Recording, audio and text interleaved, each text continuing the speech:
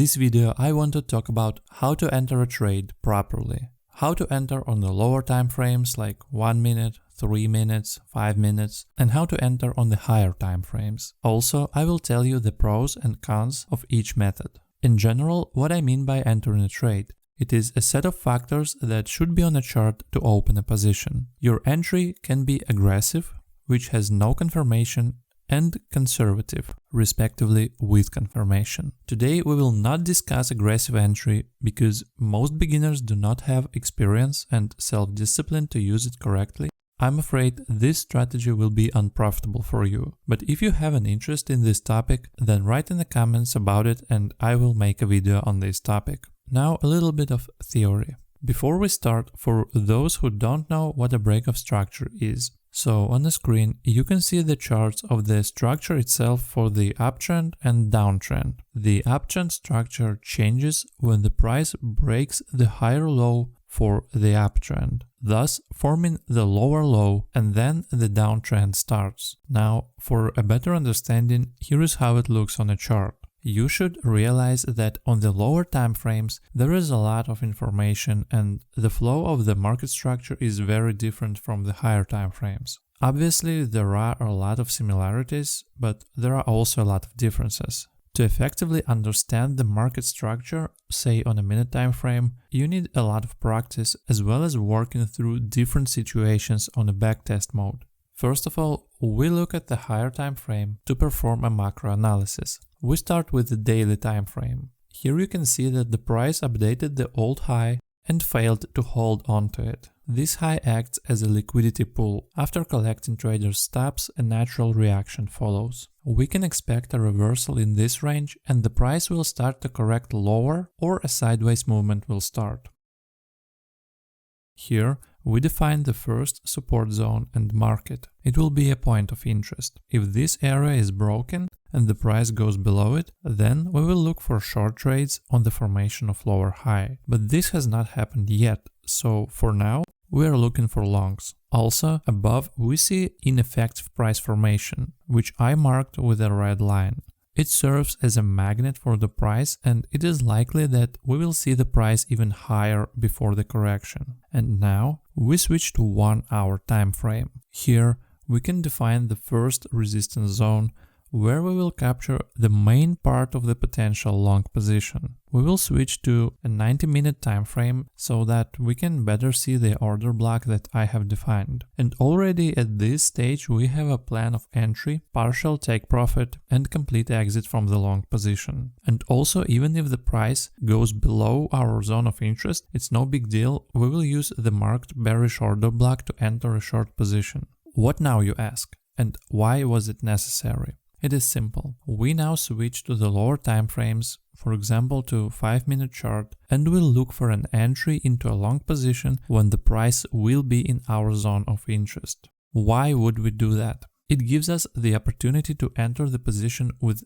tight stop loss and significantly increase the potential of the trade, perhaps even dozens of times. If we just enter with a limit order from this green area, the safe stop here should be placed at the low of the bullish order block, which we marked on the 4-hour time frame. And as you can see, the potential of the trade is very good. The risk to reward ratio is 1:6, but we will now try to increase it. Now we are waiting for the price to visit our zone of interest, and only when the price will be in it, we will start looking for longs. Price is testing our area and we can see the reaction. Now we need to define lower high where the structure will be broken, and after making a new high, we will look for an entry point. While the price is here, I defined lower high. This will be the structural element. When the price goes above it, we will start an uptrend.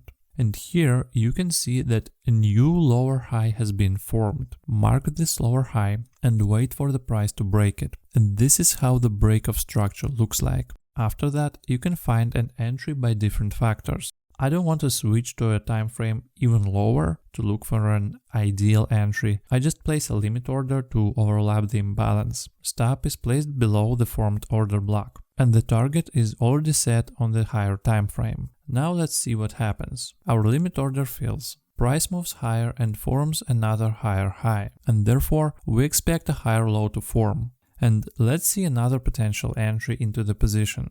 I define a bullish order block. It will be better seen at 7 minutes time frame, and I put a long limit order there and a stop under this order block. And take profit is the same as on the last position. Now let's see what happens. Price tests the support area and starts to move higher after the limit order fills. Now let's compare the entry on the higher time frames and the entry on the lower time frames. The trade on the higher time frames would be opened simply from the support zone without waiting for confirmation on the lower time frames. This trade could be entered with a standard risk that you prefer. For me, it is 1% of the deposit. The risk-reward ratio is 1 to 6, meaning that by risking 1%, I can potentially earn 6%. This is very good, and it could be a quality trade if the price does reach the take profit. And now, let's look at the positions that could be opened on the lower time frames after confirmation. The first trade that was opened after the local break of structure has a risk-reward ratio of 1 to 14. And the second trade that was opened after the update of the higher high on the formation of higher low has a risk-reward ratio of 1 to 29.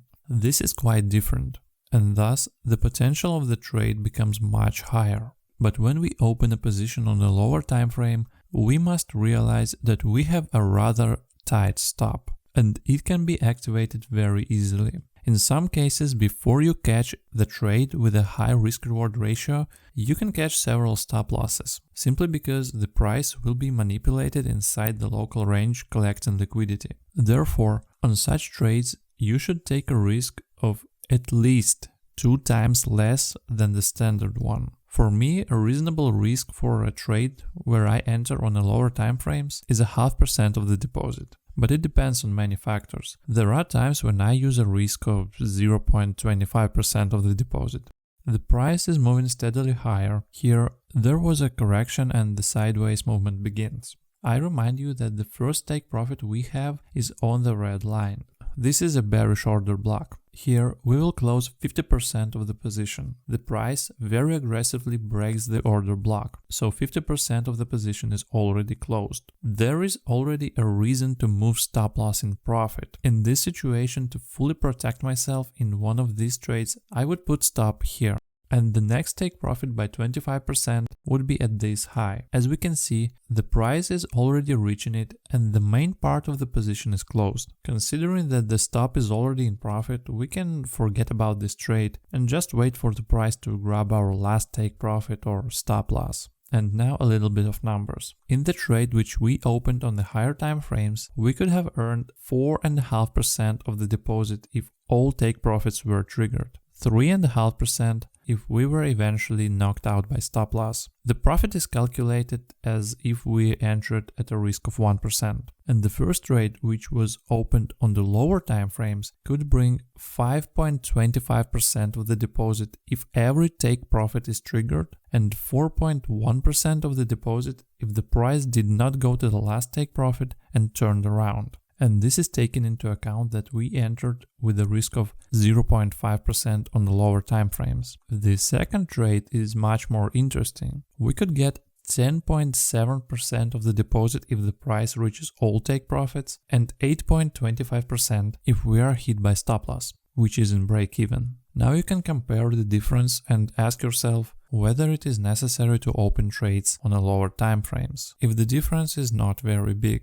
Take into account that here is an example where not a single stop loss was hit, and in many cases, due to wrong analysis, you will catch several stop losses before a successful trade, and you also need to reduce the risk. Otherwise, each trade will be too much pressure on you psychologically. Is it worth it? I think not. Earlier, I used to open each of my trades on the lower time frames in pursuit of risk-reward, but it is too time-consuming process and quite inefficient. Now I open my positions mainly on higher time frames. It allows you to spend less time at the charts and open more reliable positions. Yes, there is still a difference in risk-reward, but often the entry from higher time frames wins, because here you can open a position with a risk of 1%, 2%, even 3% of the deposit, which the lower time frames does not allow you to do.